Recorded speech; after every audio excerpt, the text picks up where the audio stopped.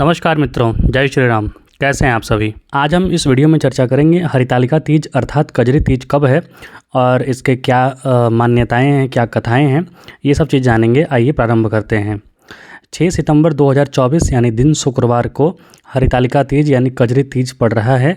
वैसे तो जो तृतीया तिथि है वो 5 सितंबर को ही प्रारंभ हो जा रहा है दोपहर में, लेकिन हिंदू धर्म के मान्यता के अनुसार हम वो तिथि मानते हैं जो कि सूर्योदय के पश्चात प्रारंभ होता है। तो वो 6 तारीख को है, इसीलिए तृतीया जो है 6 तारीख को माना जाएगा। तो अगर आप काउंट करेंगे अमावस्या के बाद, तो अमावस्या पड़ रहा है 2 तारीख को, लेकिन 3 तारीख को भी दिन में अमावस्या ही है। उस दिन प्रथमी प्रारंभ नहीं हो रहा है, प्रथमी प्रारंभ हो रहा है 4 तारीख से। तो 4, 5 और 6, तो 6 तारीख को आपका पड़ेगा कजरी तीज। और इस दिन जो पूजा करने का शुभ मुहूर्त है वो आपका सुबह में ही होगा, क्योंकि शाम रात मतलब 3 बजे दोपहर के बाद तृतीया खत्म हो जा रहा है।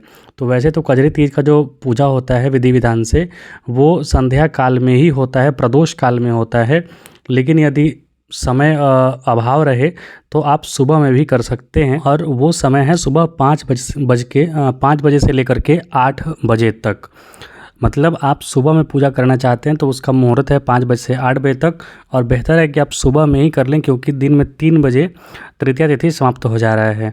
और नहीं तो फिर विधि विधान से जो आपके यहाँ या फिर आपके जो कुल में वगैरह में जो पूजा होता है इस प्रदोष काल में, तो आप प्रदोष काल में ही पूजा कीजिए, क्योंकि आप जो सुबह जो संकल्प कीजिए तीज व्रत का, क्योंकि आप ऐसे भी जानते हैं कि कोई भी व्रत या फिर पूजन करते हैं तो आपको संकल्प करना होता है। तो बिना संकल्प के मत कीजिएगा। सुबह स्नान ध्यान करके पूजा पाठ जब करने जाएं उस समय कम से कम अग्नि प्रज्वलित करके, दीप प्रज्वलित करके उसके सामने आप जो संकल्प है वो कर लें कि आप किस उद्देश्य से और क्या व्रत कर रही हैं। तो उस समय पूरे दिन का ही तृतीया तिथि मान लिया जाता है। तो आप संध्या काल में, प्रदोष काल यानी कि जब दिन खत्म हो रहा था, रात प्रारंभ हो रहा होता है, तो प्रदोष काल कहते हैं उसको। तो उस समय आप पूजा कर सकती हैं।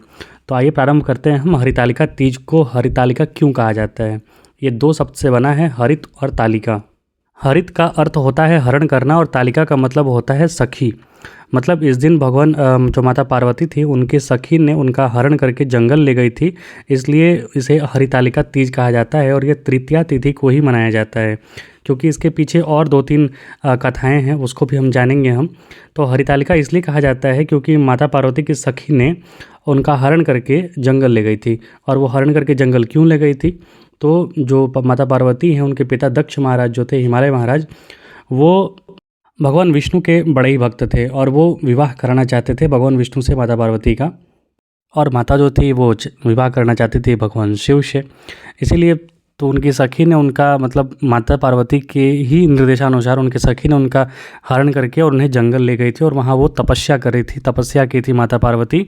आप जानते हैं ना, बाल उम्र में ही उन्होंने तपस्या किया था, इसलिए इसका नाम हरितालिका तीज है। लेकिन इसके अनुसार एक और कथा है कि माता पार्वती ने भगवान शिव को पति रूप में पाने के लिए हिमालय पर गंगा तट पर, मतलब हिमालय के गंगा तट पर अधोमुखी होकर घोर तप किया था। इस दौरान उन्होंने अन्न का भी त्याग कर दिया था। उन्होंने काफ़ी समय सूखे पत्ते चबाकर ही काटा, इसलिए उनका नाम अपर्णा भी है। और कई वर्षों तक उन्होंने केवल हवा ही ग्रहण कर अपना समय व्यतीत किया था। माता पार्वती की ऐसी स्थिति देखकर पिता बहुत दुखी हुए थे।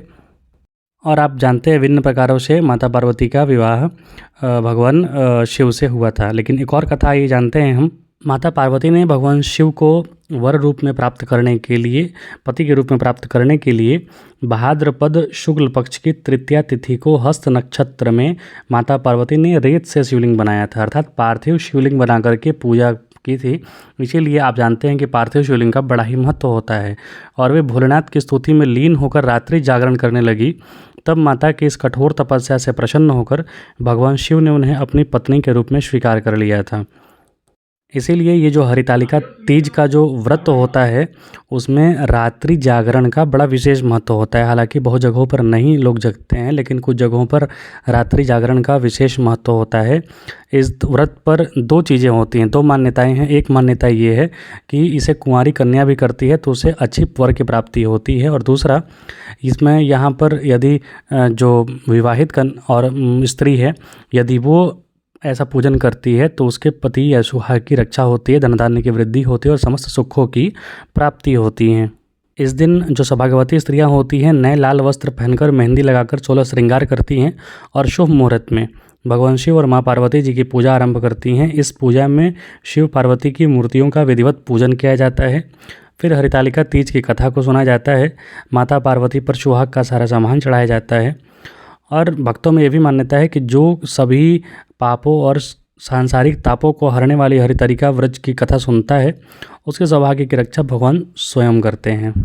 तो ये जो हरितालिका तीज है, इसका बड़ा ही विशेष महत्व होता है, बड़ा ही विशेष ये भारतीय समाज में एक विशेष स्थान लेकर रहता है। और इसमें पूजा करने के लिए आपको माता मतलब एक जो मूर्ति होता है या फिर जो फ़ोटो होता है जिसमें कि भगवान शिव के फैमिली का फ़ोटो आप समझ सकते हैं, तो जिसमें भगवान शिव, देवी पार्वती, गणेश भगवान ये सब रहें। माता पार्वती को चढ़ाने के लिए वस्त्र, देवी पार्वती के श्रृंगार के लिए सिंदूर, बिंदी, चूड़ी, मेहंदी, कुमकुम, सुपारी, समी के पत्ते, बेलपत्र, कलश, अक्षत, दुर्वा, घी, कपूर, दही, गंगाजल, केले का पत्ता, रोली, जनेऊ, इन सब जो वस्तुएं होती हैं इनका प्रयोग किया जाता है। अब इसमें आप पंचोपचार भी कर सकते हैं और षोडशोपचार भी कर सकते हैं।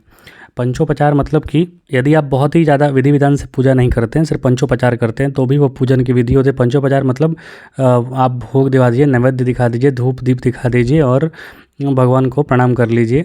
और षोडशोपचार में 16 विधियों से होती हैं, 16 मंत्र उसमें होते हैं, जिसमें जनेऊ, जितने भी अक्षत, रौली, जनेऊ ये सब होता है, सब कुछ चढ़ाया जाता है। मंत्रों के माध्यम से भगवान को स्नान कराया जाता है। तो हर जगह ये पूजा की विधि जो होती है वो अलग अलग होती है, क्योंकि लोक मान्यताएं लोगों की अलग अलग होती हैं, कुल खानदान की अलग अलग होती हैं। तो आपके यहाँ जैसे पूजन होता है आप वो पूजन कीजिए और हरितालिका व्रत का आप भरपूर आशीर्वाद प्राप्त कीजिए। शीघ्र ही हम मिलेंगे ब्लाइंड चार्ट प्रेडिक्शन में धनु लगन के जातकों के बारे में। कृपया चैनल को लाइक से सब्सक्राइब जरूर करें। कुछ त्रुटि हो तो कमेंट बॉक्स में लिखें। बहुत बहुत धन्यवाद। जय हिंद, जय श्री राम।